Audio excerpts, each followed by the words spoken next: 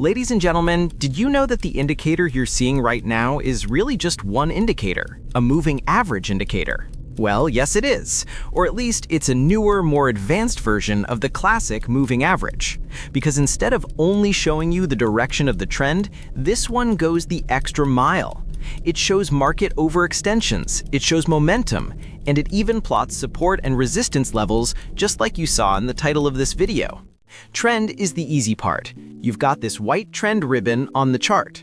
When it's angled upwards like this, it's a bullish trend. When it's angled downwards like this, it's a bearish trend. Simple. Now the second feature is overextensions. For that, it uses these diamond labels you see on the oscillator down below. This oscillator is basically a moving average-based tool that tracks how far price is stretching away from the EMA. As the market moves too far away from that EMA, the oscillator prints a diamond label to show you exactly where that overextension happened. Those same diamonds are also plotted on the chart itself. You can see it here. Price pushes way too far from the moving average, and there's your label. Here's another one, and so on. The same thing happens in a bullish trend. Every time price pushes far away from the moving average, you get those labels across the chart, helping you see when the trend might be building momentum, catching steam, or starting to slow down. What about support and resistance? That part is surprisingly simple. At every overextension in a bullish move, price pushes up and prints a bullish overextension. When price later retraces back to the peak of that overextension, the indicator draws a horizontal line at that peak. Those peaks of bullish overextensions are used to form resistance levels like the ones you can see marked across this bullish trend, and you can use those zones for long entries or breakout trades. In a bearish trend, it's the opposite. The lowest points of the bearish overextensions are used to form support levels beneath price. So the same overextension logic that shows you momentum is also quietly building a map of support and resistance for you. On top of that, the indicator has a momentum gauge on the side that shows the strength of bullish and bearish momentum in percentages from 0 to 100. Bullish momentum is colored mostly blue with a percentage label, and bearish momentum is colored mostly red with its own percentage label. At a glance, you can see not just that price is moving, but how strong that move is right now. So, a simple moving average has been transformed into a powerful, multifunctional tool that can make it 3 times better, 5 times better, even 10 times more useful than the original. In this video, we're going to go over how you can use this indicator to trade, the best settings to use, and I'll also show you 2 simple but profitable strategies you can run with it. Let's get into it. Now, to get started with this indicator, you first want to go to TradingView and load the 1-hour time frame of BTCUSD. You can use this indicator on any other time frame and any trading security you like, but for this walkthrough, I'll be using BTCUSD on the 1 hour. If you don't have TradingView yet, there's a link in the video description you can use to sign up, and you might want to hurry so you can grab the massive Black Friday discounts while they're still available. Once you're on the chart, click on Indicators, type in the name of the indicator, and select this one by Big Beluga. Add it to your chart, and you'll see 2 main things: a color-coded oscillator panel at the bottom and some extra visuals on your candles and price chart. Let's quickly read what we're seeing before we touch any settings. On the lower panel, you have the oscillator itself. It swings between -100 and +100. When price is close to its moving average, the line hangs near 0. When price stretches far above the average, it pushes towards +100 with a bright bullish gradient. When price drops far below, it dives towards -100 with a deep bearish gradient. That scale is normalized against the biggest recent deviations, so +100 and -100 always mean extreme for this market right now, not just a big move in dollars. On the colors you see on the oscillator carry over to the candles on the main chart.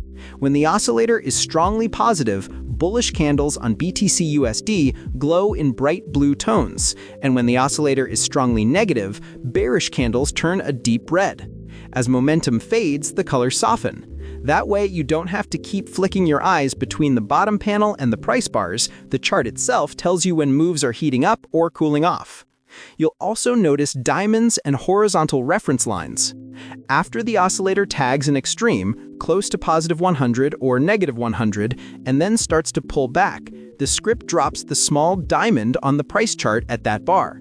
That diamond marks a potential exhaustion point. From that bar, a dotted or projected line extends outward. This is the dynamic level from the extreme. If price later breaks through that line, it's a sign that the trend is strong enough to power through the exhaustion warning. If it respects it and turns, that level often acts like a short-term support or resistance based on where the extreme happened. Sometimes you'll also see a small momentum gauge or table sitting on the side of the chart. It shows the current oscillator value as a percentage, along with a simple vertical scale.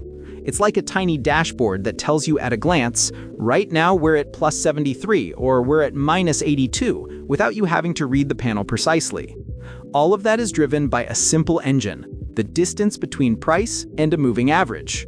The indicator measures how far the current price is from your chosen moving average, finds the biggest such distance over a recent look back, and then expresses today's distance as a percentage of that maximum.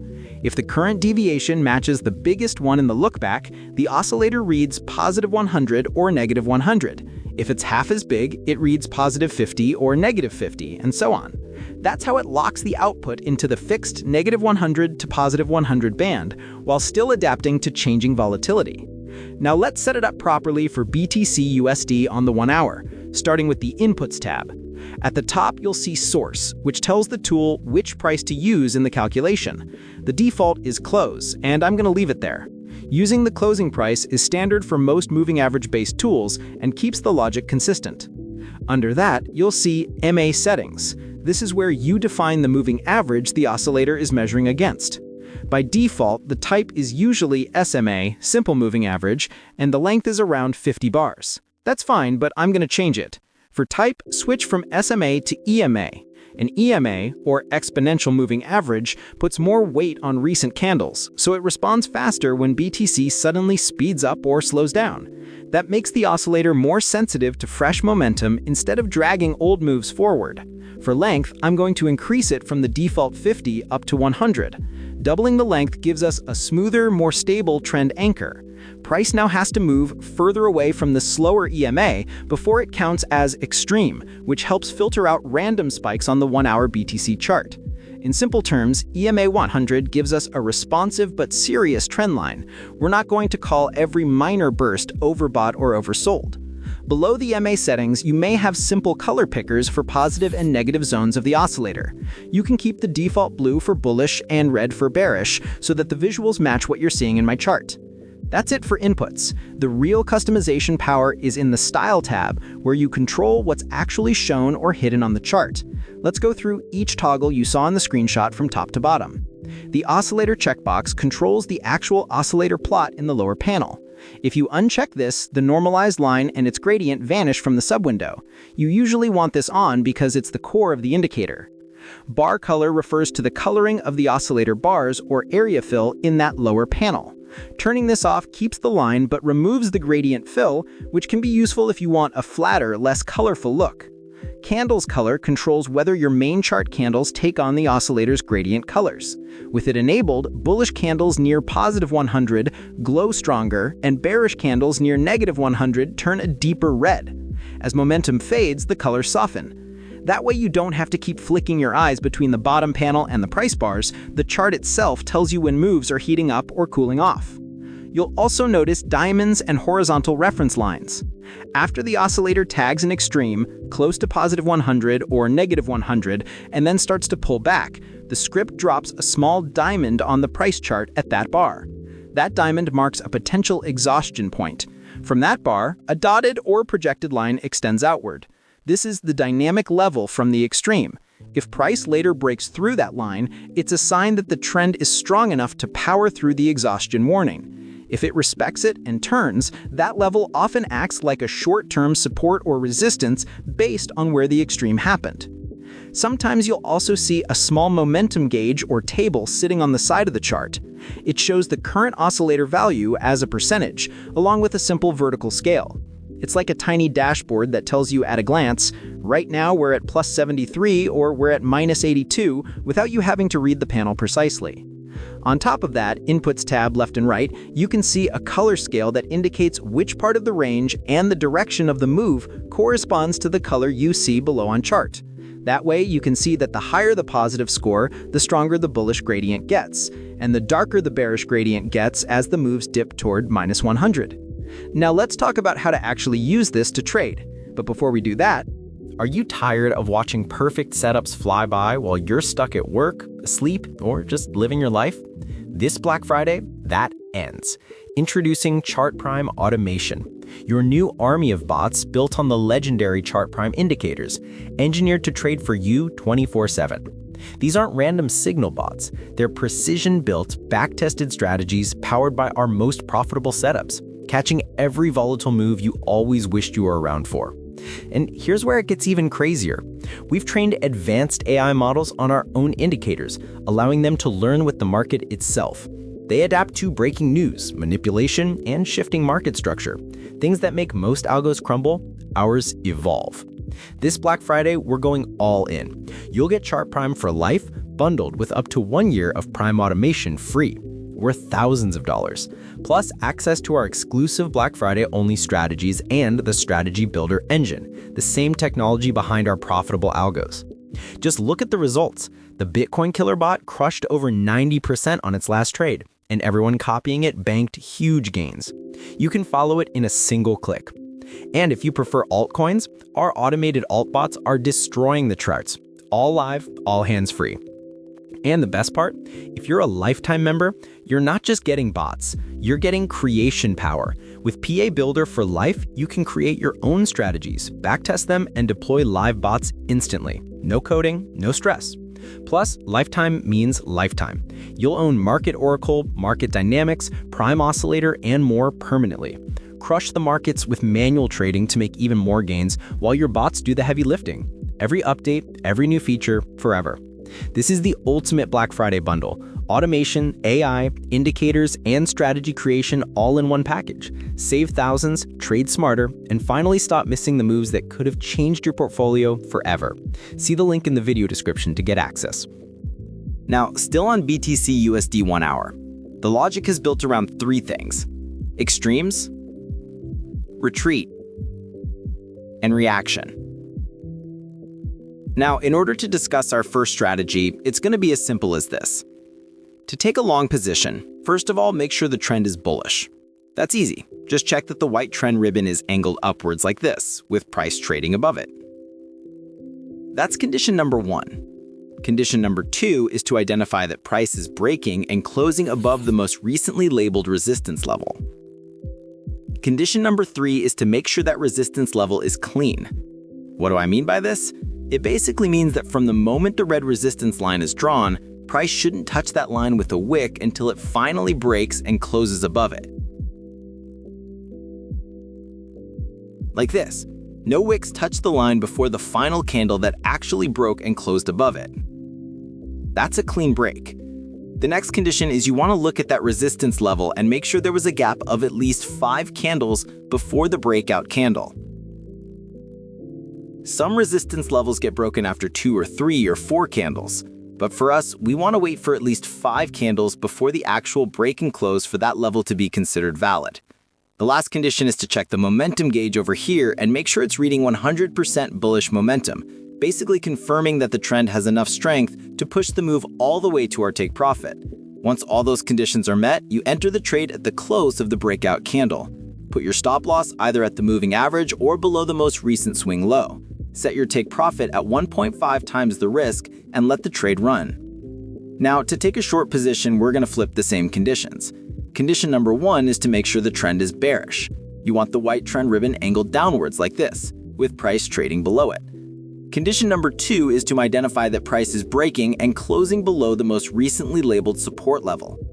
Condition number 3 is to confirm that the support level is clean. From the moment the blue support line is drawn, price should not touch that line with a wick until the final breakdown candle that closes below it.